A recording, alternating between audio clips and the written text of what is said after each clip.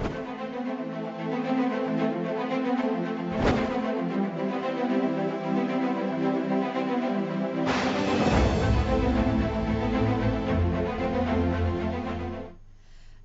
आप देख रहे हैं हरियाणा न्यूज। मैं हूं आपके साथ सृष्टि मेहता। स्वागत है आपका हरियाणा डायरी में। मुख्यमंत्री मनोहर लाल ने एक बार फिर व्यापारियों के लिए सुविधाओं को सरल बनाने का काम किया है। कपास व्यापारियों को लाइसेंस के लिए बार बार चक्कर नहीं काटने होंगे, उन्हें साल भर के लिए लाइसेंस मिल पाएगा। यह रिपोर्ट देखिए।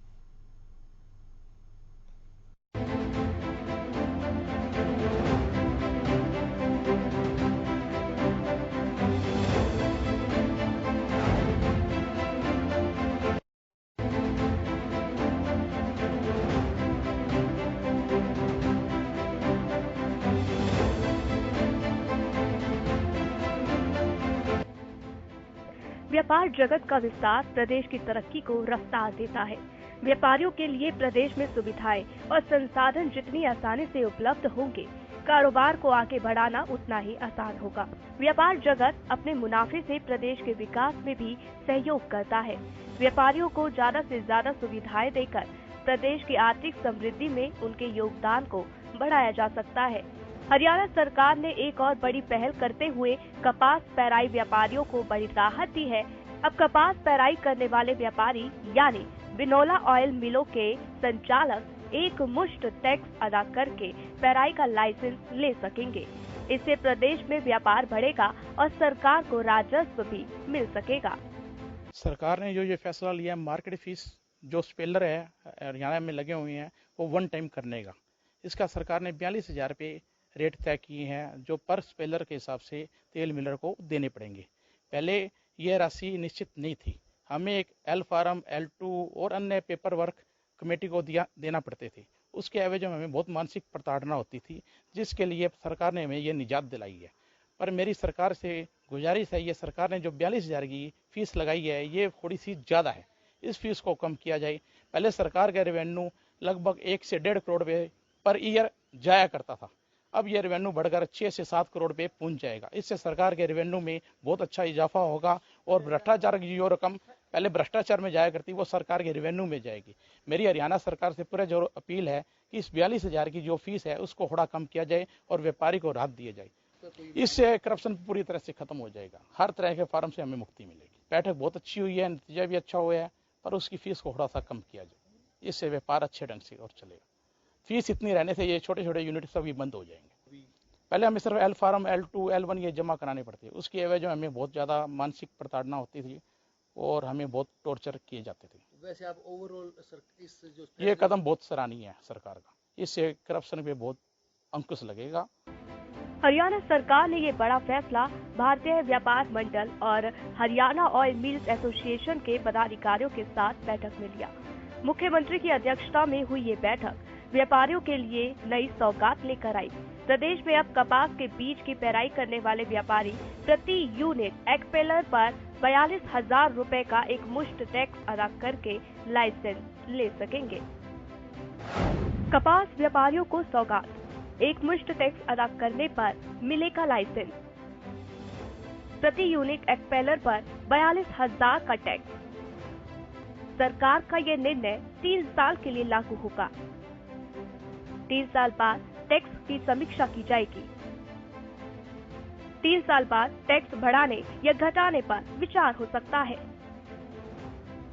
कपास यूनिट को L1 फॉर्म भरना अनिवार्य होगा। कपास के बीज को बिनोला कहते हैं, जिसकी प्रोसेसिंग का तेल तैयार किया जाता है। कच्चे कपास तेल बनाने वाली 453 क्रशिंग यूनिट और 1,520 एक्सपेयर यूनिट हरियाणा में स्थापित है। इस यूनिट से सरकार को अब सालाना 42,000 रुपए का राजस्व प्राप्त होगा। इस समय 10 किलो बिनौला के तेल का दाम 1,580 से 1,600 रुपए के बीच है। अभी कॉटन का दाम भी रिकॉर्ड स्तर पर है, इसलिए बिनौला के तेल का दाम सरसों और पाम ऑयल से ज्यादा है। जहाँ जहाँ पर कॉटन का उत्पादन ज्यादा है, वहाँ इसके तेल का भी खूब उत्पादन होता है। हरियाणा प्रदेश भी कॉटन उत्पादक करने वाले प्रमुख राज्यों में से एक है। हरियाणा की प्राकृतिक संपदा कपास की उर्वरकता के लिए उपयोगी है। प्रदेश में कपास उत्पादन की संभावनाओं को विस्तार देते हुए सरकार कपास उत्पादन के लिए किसानों को भी प्रोत्साहन देती है। अब व्यापारियों को भी कपास की प्रोसेसिंग के लिए प्रोत्साहन मिल रहा है। सर, ये बहुत सराहनीय कदम है। इससे व्यापार को सहूलियत मिलेगी, इससे सरकार का राजस्व भी बढ़ेगा। इसमें थोड़ा जो स्पेलर के जो लगाए हैं 42,000 रुपये, वो थोड़े ज्यादा हैं, थोड़े कम किए जाएं। उससे राजस्व भी बढ़ेगा, व्यापारी को सहूलियत भी होगी काम करने के लिए, उसमें मजा है। और इसमें जो भ्रष्टाचार है वो इसमें अंकुश लगेगा। पहले सर एल फार्म वगैरह इसमें परेशानी हुआ करती थी, एल फार्म L2 जमा कराओ, एल फार्म लगाओ, इसके अंदर काफी समस्या थी। कभी कमेटी के चक्कर काटो, कभी कुछ, इसके अंदर भ्रष्टाचार भी था। अब इसके अंदर भ्रष्टाचार पे काफी रोक लगेगी। बहुत बढ़िया सराहनीय कदम है जी सरकार का ये। इससे बहुत काफी अच्छा सुधार होगा, व्यापार में भी, व्यापारी को भी काम करने में मजा। सरकार की नई राजस्व पॉलिसी को लेकर भारतीय व्यापार मंडल के पदाधिकारियों ने खुशी जाहिर की। व्यापारियों ने मुख्यमंत्री मनोहर लाल और कृषि मंत्री का आभार व्यक्त किया। उन्होंने कहा कि भारतीय व्यापार मंडल जल्द ही राज्य स्तरीय समारोह का आयोजन कर मुख्यमंत्री और कृषि मंत्री का अभिवादन करेगा। राजस्व की नई पॉलिसी से व्यापारियों को कारोबार में आसानी होगी, जिसे लेकर व्यापारी उत्साहित है। कारोबार के लिए सरकारी औपचारिकताओं का एक बार में पूरा हो जाना बड़ी राहत है।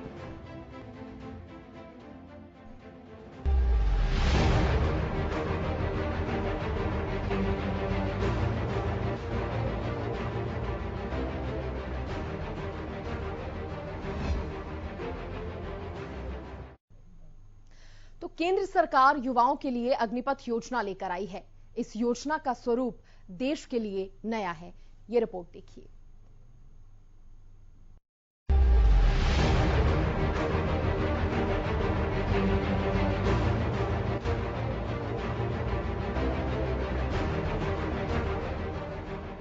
सेना में नौकरी करना युवाओं के लिए सपने जैसा है। ज्यादा से ज्यादा युवाओं को देश सेवा का मौका मिल सके, इस उद्देश्य के साथ केंद्र सरकार अग्निपथ योजना को लेकर आई है। इस योजना के तहत युवाओं को 4 साल के लिए सेना में सेवा का मौका मिलेगा। सेना के लिए सम्मान और देश के लिए समर्पित रहने का जज्बा युवाओं को प्रेरणा देता है। भारतीय सेनाओं को विश्व की बेहतरीन सेना बनाने के लिए उस दृष्टि से आज कैबिनेट कमेटी ऑन सिक्योरिटी ने भी एक ऐतिहासिक फैसला किया है। आज का अग्निपथ नामक एक ट्रांसफॉर्मेटिव योजना हम ला रहे हैं, जो हमारी आर्म्ड फोर्सेस में ट्रांसफॉर्मेटिव चेंजेज लाकर उन्हें फुली मॉडर्न और वेल इक्विप्ड बनाएगी। अग्निपथ योजना में भारतीय नौजवानों को बतौर अग्निवीर आर्म्ड फोर्सेस में सेवा का अवसर प्रदान किया जाएगा और यह योजना देश की सुरक्षा को मजबूत करने व हमारे युवाओं को मिलिट्री सर्विस का अवसर देने के लिए लाई गई है। आप सब मेरी इस बात से जरूर सहमत होंगे कि संपूर्ण राष्ट्र, खासतौर पर हमारे नौजवान आर्म्ड फोर्सेस को सम्मान के नजरिए से देखते हैं। अपने जीवन काल में कभी न कभी प्रत्येक बच्चा सेना की वर्दी धारण करने की वह तमन्ना रखता है। अग्निपथ योजना के अंतर्गत यह प्रयास किया जा रहा है कि इंडियन आर्म्ड फोर्सेस का प्रोफाइल पूरी तरह से यूथफुल हो। यूथफुल प्रोफाइल से यह फायदा भी होगा कि उन्हें नई नई टेक्नोलॉजी के लिए आसानी से ट्रेन किया जा सकेगा और उनकी हेल्थ और फिटनेस का लेवल भी काफी बेहतर होगा। साथियों, इस अग्निपथ योजना से एम्प्लॉयमेंट अपॉर्चुनिटीज बढ़ेंगी और अग्निवीर सेवा के दौरान अर्जित स्किल्स एवं एक्सपीरियंस उन्हें विभिन्न क्षेत्रों में एम्प्लॉयमेंट भी प्राप्त कराएगा। अग्निपथ योजना के जरिए युवाओं के लिए सेना में शॉर्ट टर्म सर्विस की व्यवस्था की गई है। सबसे पहले अगर अग्निवीरों की भर्ती प्रक्रिया को समझे तो ऑनलाइन सेंट्रलाइज्ड सिस्टम के जरिए एनरोलमेंट होंगे। मान्यता प्राप्त तकनीकी संस्थानों में कैंपस इंटरव्यू किए जाएंगे। 17.5 साल से 23 साल के वयस्क आवेदन कर सकेंगे। योजना में संशोधन के बाद बढ़ाई है 2 साल आयु सीमा। भर्ती के लिए फिजिकल और मेडिकल टेस्ट लिया जाएगा। 10वीं 12वीं पास युवा आवेदन कर सकते हैं। इन 4 सालों की सर्विस में युवाओं की ट्रेनिंग और सेना के मानकों से कोई समझौता नहीं किया जाएगा।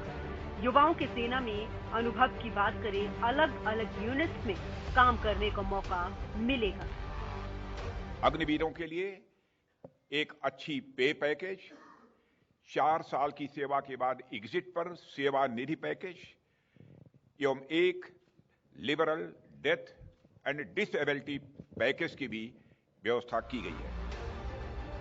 योजना में फीडबैक के आधार पर रक्षा मंत्रालय संशोधन को महत्व दे रहा है। हाल ही में सरकार ने 10% आरक्षण की घोषणा की है। असम राइफल्स में 10% आरक्षण की घोषणा, सीएपीएफ में भी 10% आरक्षण का ऐलान। केंद्र सरकार ने युवाओं की आर्थिक समृद्धि का ख्याल रखते हुए अग्निवीरों के लिए सैलरी पैकेज की व्यवस्था की है। इस 4 साल की सर्विस में युवाओं को मिलने वाले वेतन की शुरुआती रकम 30,000 होगी।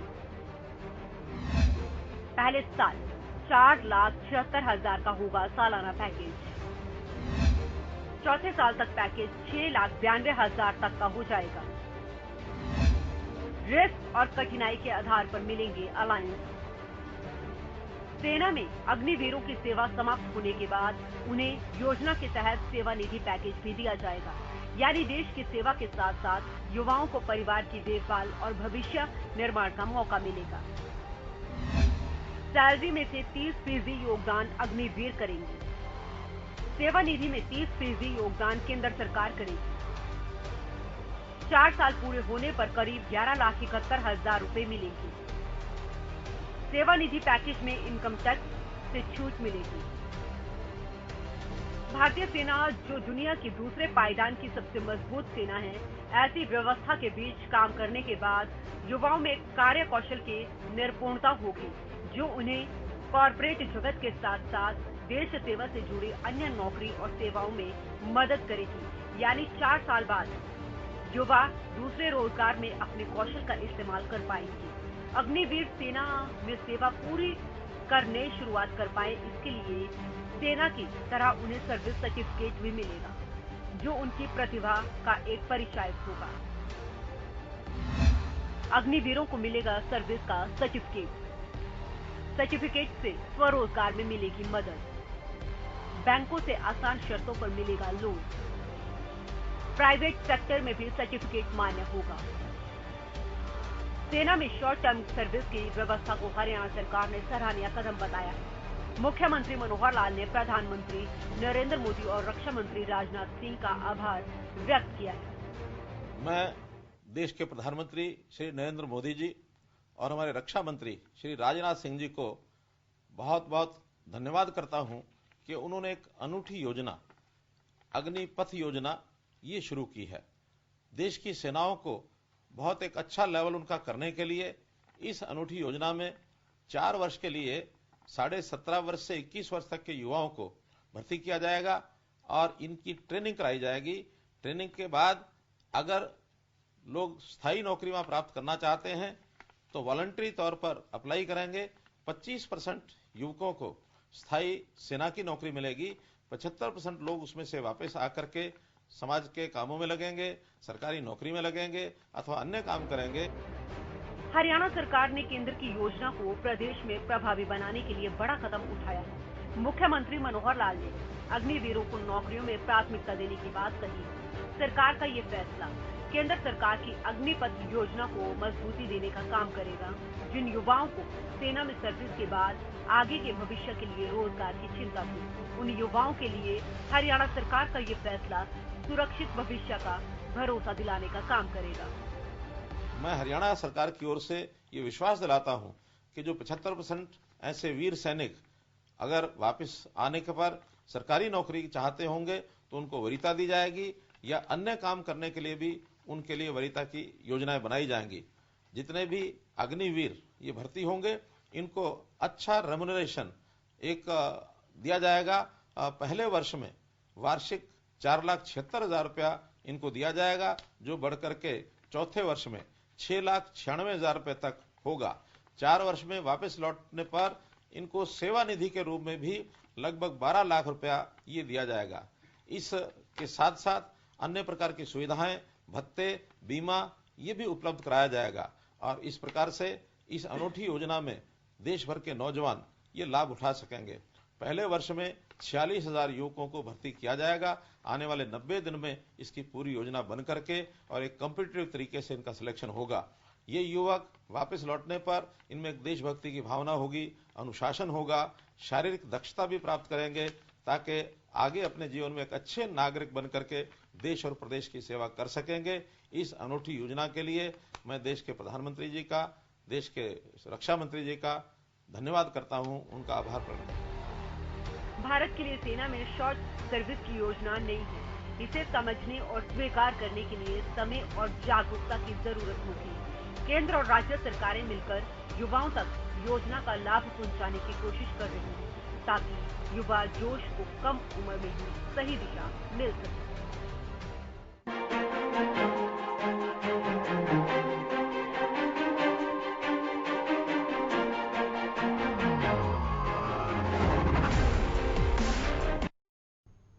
तो 10वीं के रिजल्ट आने पर मुख्यमंत्री मनोहर लाल ने छात्रों को बधाई दी है और उनकी नई शुरुआत के लिए शुभकामनाएं भी मुख्यमंत्री मनोहर लाल ने दी हैं।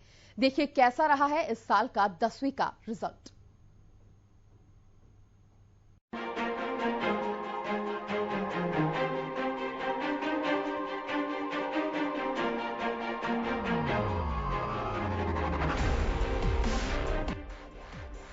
हरियाणा शिक्षा बोर्ड ने 12वीं के बाद 10वीं के छात्रों का रिजल्ट भी जारी कर दिया। 10वीं कक्षा का परिणाम 73.18% रहा। 10वीं के रिजल्ट में लड़कियों का पासिंग परसेंटेज 76.26% रहा, जबकि लड़कों का पासिंग परसेंटेज 70.5% रहा। प्रदेश भर में 10वीं बोर्ड की परीक्षाएं मार्च-अप्रैल 2022 में आयोजित की गयी, जिसमें 3,26,487 परीक्षार्थियों ने परीक्षा दी थी। अब परीक्षा के परिणाम आने पर छात्र नए सत्र की शुरुआत कर पाएंगे।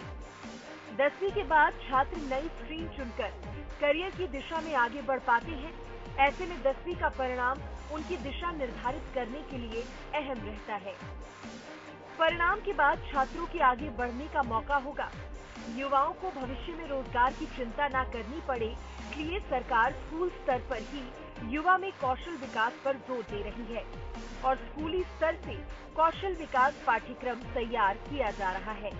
हरियाणा सरकार सीनियर सेकेंडरी एजुकेशन के लिए छात्रों को गाइडेंस देने का काम करती है ताकि युवा कौशल युक्त शिक्षा प्राप्त कर सकें और अपना जीवन बेहतर ढंग से बिताने में सक्षम बने। साल 2021 से 22 के लिए शिक्षा बोर्ड ने कोरोना के चलते पाठ्यक्रम में 30% कटौती की थी। इन परीक्षाओं में 40 अंक के ऑब्जेक्टिव और 40 अंक के सब्जेक्टिव प्रश्न पूछे गए थे। साथ ही 20 अंक अतिरिक्त मूल्यांकन के लिए रखे गए थे। कोरोना काल की कठिनाई के बावजूद इस साल का रिजल्ट बीते कुछ सालों के मुकाबले बेहतर आया है। 10वीं का रिजल्ट। सरकारी स्कूलों का रिजल्ट 63.54% रहा। प्राइवेट स्कूलों का रिजल्ट 88.21% रहा। ग्रामीण क्षेत्र में पासिंग परसेंटेज 74.6% रही। शहरी क्षेत्र में पासिंग परसेंटेज 71.35% रही। 12वीं के नतीजों की तरह 10वीं के परिणामों में भी छात्राएं अव्वल रही। ईश्वरवाल की अशिमा ने 499 अंक लेकर पहला स्थान प्राप्त किया। चरखी दादरी के गांव भांडवा की सुनैना, जींद के उचाना मंडी की खुशी और कैथल के सिशमोर की मंजू ने 497 अंक प्राप्त करके दूसरा स्थान हासिल किया, जबकि तीसरे नंबर पर सोनीपत के हलालपुर की सुहानी, हिसार के बिठमडला की रीना, हिसार के मदन हेड़ी की लवकुश, हिसार के शिवनगर की हिमांशी और भिवानी जिला के गांव मढ़ाना की हिमानी ने 496 अंक अर्जित किए। सभी छात्रों को 10वीं के परिणाम और नई शुरुआत के लिए मुख्यमंत्री मनोहर लाल ने बधाई भी दी। हरियाणा बोर्ड की 10वीं की परीक्षा में उत्तीर्ण हुए सभी छात्र छात्राओं को बहुत बहुत बधाई। मुझे विश्वास है कि आप अपने माता पिता के नाम को रोशन करेंगे व अपनी शिक्षा के अगले चरण में और अच्छा प्रदर्शन करेंगे। हरियाणा की उन्नति, मजबूती और शांति आपके कंधों पर है। शुभकामनाएं। 12वीं के परीक्षा परिणामों के मौके पर मुख्यमंत्री मनोहर लाल ने कहा था कि प्रदेश की शिक्षा नीति से छात्राओं में आत्मविश्वास बढ़ा है, जिसका परिणाम है कि छात्राएं बेहतर प्रदर्शन कर रही हैं। हरियाणा में छात्रों का परिणाम सरकार की शिक्षा नीति की सार्थकता को जाहिर करता है।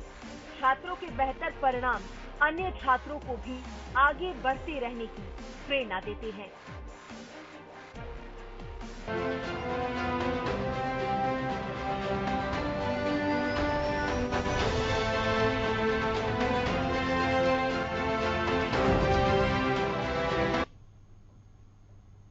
तो हरियाणा वेयर हाउसिंग कॉरपोरेशन ने अपने लिए नया लक्ष्य निर्धारित किया है। इसमें गोदामों की क्षमता बढ़ाना विभाग का मुख्य लक्ष्य है। अब इसके लिए नई तकनीक का भी इस्तेमाल किया जाएगा। क्या है ये नई तकनीक, इस रिपोर्ट में देखिए।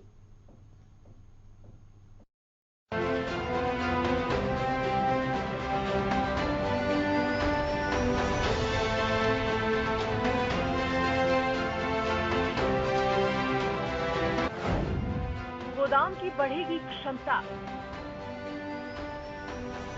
स्टोरेज का नया मॉडल, कारगर होगा हब एंड स्पोक साइलो। नई तकनीक नई ऊर्जा का संचार करती है और संभावनाओं के द्वार खोलकर कल्पनाओं को साकार करने में मदद करती है। तकनीक और जरूरतों के संयोग से हरियाणा अब hub and spoke silo model की तरफ बढ़ रहा है। इस मॉडल के जरिए हरियाणा में नए गोदाम तैयार किए जाएंगे। हरियाणा वेयर हाउसिंग कॉरपोरेशन ने हब और स्पोक साइलो मॉडल के आधार पर 11 लाख टन क्षमता के गोदाम बनाने की योजना तैयार की है। अगले 3 साल में 3.25 लाख टन क्षमता के नए गोदाम बनाने और 2 साल में सभी नए और पुराने गोदामों में सीसीटीवी कैमरे लगा देने का लक्ष्य भी निर्धारित किया गया है। हरियाणा की अनाज मंडियां उत्तर भारत में दूसरे राज्यों के लिए उदाहरण है। अब हरियाणा में स्टोरेज को लेकर भी सरकार तेजी से काम कर रही है, क्योंकि भंडारण की पर्याप्त व्यवस्था न होने के चलते कई बार किसानों की मेहनत बर्बाद हो जाती है। लेकिन अब सरकार की नई योजना के साथ स्टोरेज की क्षमता को बढ़ाया जाएगा। हब और स्पोक मॉडल। साइलो एक आधुनिक भंडारण प्रणाली है। इस मॉडल में अनाज लंबे समय तक सुरक्षित रहता है। मॉडल को 3 चरणों में विकसित किया जा रहा है। 3 साइलोज के निर्माण में तेजी लाई जाएगी। ये मॉडल स्टोरेज और नेटवर्किंग को आसान बनाता है। देश की फूड सप्लाई चेन में हरियाणा की अहम भूमिका है। यहाँ के किसान न सिर्फ प्रदेश की आपूर्ति के लिए उत्पादन करते हैं, बल्कि देश के हर हिस्से और विदेश तक हरियाणा का अनाज पहुँचाते हैं।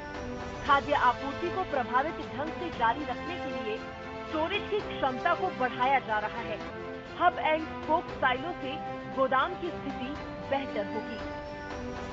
गोदाम की स्टोरेज में सुधार के साथ ही मुख्यमंत्री मनोहर लाल ने व्यापारियों के साथ बैठक कर मार्केटिंग बोर्ड के अधिकारियों को मंडियों में टैक्स की चोरी रोकने के लिए कारगर कदम उठाने के निर्देश दिए, ताकि मार्केटिंग बोर्ड को आर्थिक रूप से और सशक्त बनाया जा सके। मुख्यमंत्री ने कहा कि प्रदेश की हर मंडी के विक्रेताओं की असेसमेंट करवाई जाए, ताकि पूरी जानकारी एकत्रित हो सके और टैक्स की अदायगी करवाई जा सके। इसके अलावा मंडियों में सीसीटीवी कैमरे भी लगवाए जाएं। मुख्यमंत्री मनोहर लाल ने निर्देश दिए कि पिंजौर में स्थापित होने वाली सेब मंडी को विकसित कर दुकानों की नीलामी करवाई जाए। इसके अलावा करनाल, पानीपत, रोहतक व पंचकूला के एग्रो मॉल की दुकानों की भी बिक्री की जाए। मुख्यमंत्री ने मार्केटिंग बोर्ड द्वारा मंडियों को जोड़ने वाली सड़कों के निर्माण कार्य को जल्द से जल्द पूरा करने के भी निर्देश दिए, ताकि किसानों को मंडियों तक आने जाने में किसी भी प्रकार की कठिनाई न आए। किसानों की मेहनत का सही दाम मिल सके, इसलिए जरूरी है कि उनकी फसलों की और पक्के अनाज की सुरक्षा हो सके। गोदामों की क्षमता बढ़ाने का लक्ष्य अगले कुछ वर्षों में पूरा कर लिया जाएगा, जिसके बाद खाद्य आपूर्ति की चेन और मजबूत होगी, जिसका फायदा किसानों और व्यापारियों के साथ साथ राज्य सरकार को भी होगा।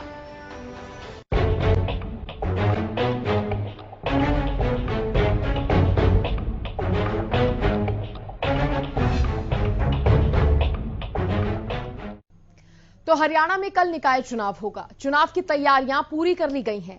चुनाव से पहले की हलचल और निकाय चुनाव की तैयारियों को समझने के लिए देखिए ये खास रिपोर्ट।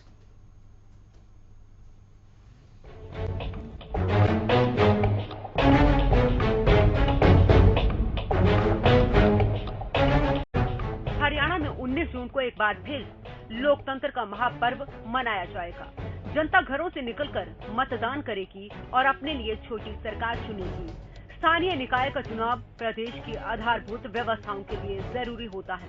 सरकार के लिए गए फैसलों को जिला, नगर, वार्ड स्तर पर लागू कराना, लोगों की रोजमर्रा की जरूरतों का ख्याल रखना इन्हीं छोटी सरकार के प्रतिनिधियों की जिम्मेदारी होती है। यानी ये छोटी सरकार लोगों के सबसे करीब रहने वाले जनप्रतिनिधियों का चुनाव है।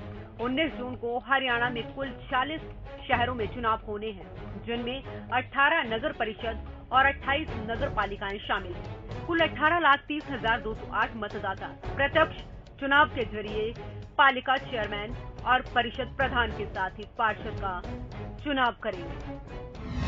नगर पालिका की सीटें नारायणगढ़, रतिया, भूना, बरवाला, सफेदों, उच्चाना, इस्माइलाबाद, शाहबाद, पिहोबा, लाडवा, घरौंडा, तरावड़ी, निसिंग, असंत, चीका, महेंद्रगढ़, नांगल चौधरी, फिरोजपुर झिरका, पुन्हाना, स्मालखा, महम, बावल, गन्नौर, कुंडली, एलनाबाद, रानिया, सडोरा, राजौंद।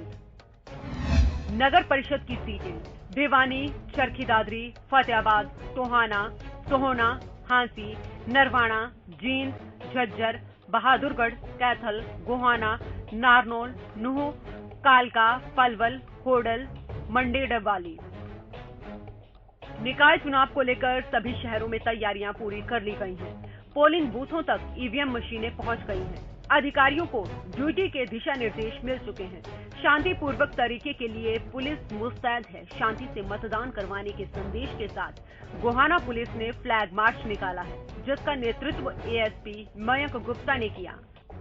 जो पहचान के विभिन्न डॉक्यूमेंट बताए गए हैं, उनमें से कोई भी डॉक्यूमेंट हो सकता है। इसके अंदर ड्राइविंग लाइसेंस भी है, आर्म्स लाइसेंस भी है, अन्य डॉक्यूमेंट्स हैं। तकरीबन 17 डॉक्यूमेंट्स की सूची है। राशन कार्ड भी है, उससे पहचान पत्र का काम चल सकता है। सर, बूथ पर 2 मशीनें रखी जाएंगी? 2 मशीनें, दोनों अलग अलग मशीनें होंगी, प्रधान के लिए अलग और मेंबर के लिए अलग। ऐसा अगर कोई मतदाता चाहता है कि मुझे एक वोट डालनी है, तो क्या वो एक वोट डाल के बाहर आ सकता है? उसके अंदर अकाउंट ऑफ वोट, जो रजिस्टर ऑफ वोटर्स है, उसके अंदर उसको लिखना पड़ेगा रिफ्यूज टू वोट, उसको अनुमति दे दी जाएगी। ये जरूरी है? हाँ, साइन करेगा कि मैंने दूसरा वोट नहीं डालना। 100% तैयारी है प्रशासन की तरफ से। सभी जो है नी सेंसिटिव, हाइपर सेंसिटिव पे, और इसके अलावा भी ड्यूटी में स्टेट नियुक्त कर दिए गए हैं। इसके अलावा पुलिस फोर्स को भी पूरा जो है नी, जो हाइपर सेंसिटिव बूथ है उनके ऊपर ज़्यादा से ज़्यादा फोर्स लगाई गई है। वहाँ पर एक जो है नी एएसआई रैंक का अधिकारी होगा, उसके बाद जो है नी हवलदार रैंक के होंगे, फिर उसके बाद होमगार्ड होंगे। मतदान के एक दिन पहले तक भी निकाय चुनाव के लिए बने सियासी गणित को देखें तो बीजेपी जेजेपी साथ मिलकर चुनावी मैदान में उतरी है। इन दोनों पार्टियों की तरह ही आप और इनेलो भी सिंबल पर चुनाव लड़ रही है। वहीं कांग्रेस ने इस बार बिना सिंबल के चुनाव लड़ने का फैसला किया है। कांग्रेस के इस फैसले को बीजेपी ने रण छोड़ना बताया है। हर चुनाव के लिए तैयार रहने का दावा करने वाली बीजेपी ने निकाय चुनाव के लिए भी संकल्प पत्र जारी किया है, जिसमें पार्टी ने वादा किया है कि छोटी सरकार को मजबूती देने के साथ मूलभूत सुविधाएं भी मुहैया करवाई जाएंगी। जनता के मत से कौन सी पार्टी प्रदेश में छोटी सरकार बनाएगी, ये तो 22 जून की मतगणना के साथ ही साफ होगा। फिलहाल के लिए शांतिपूर्ण मतदान, नियमों का सख्ती से पालना कराना चुनाव आयोग की प्राथमिकता रहेगी। हरियाणा डायरी में आज के लिए इतना ही। देखते रहिए हरियाणा न्यूज। नमस्कार।